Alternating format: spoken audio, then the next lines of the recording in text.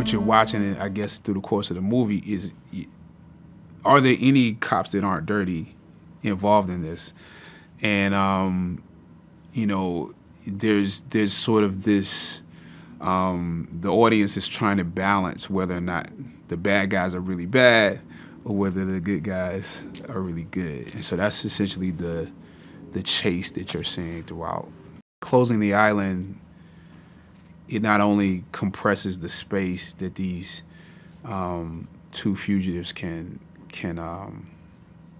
you know, run to, but it also puts a clock on how long we have to find them. Captain McKenna brings in Detective Frankie Burns as the narcotics representative because there are so many drugs involved in this bust that goes horribly wrong.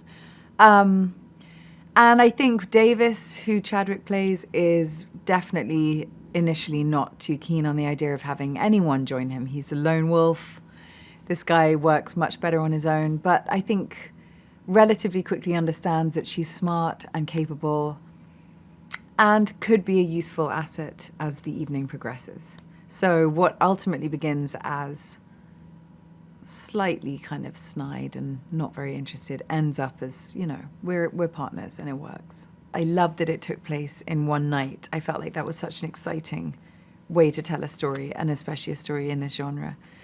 And I think with the casting of it, they really went for actors, like character actors. It wasn't the obvious choices. There's no glamour.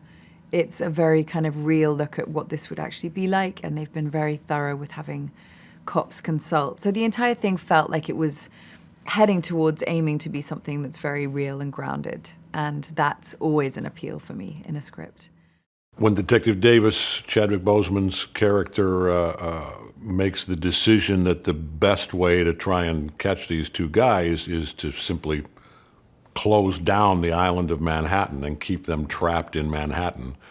There's a big meeting on the street of all the brass, captain, deputy chief, and all the way up to the deputy mayor, and he's got this bold, brash idea that this is the way to do it, and kind of very quickly talks us through the logistics of why this has to happen and how we can make it happen. And once the deputy mayor signs off on it, he says, you know, basically you have until sunrise, so the clock is ticking. One of the things that's almost unique in my experience about this feature, especially I think it's around 40 days, and at Brian's suggestion and continued urging, we've been able to shoot largely in sequence, not 100%, but the story kind of lends itself to that a little bit because, you know, the bad guys will go to a certain location, the cops will chase them to that location. So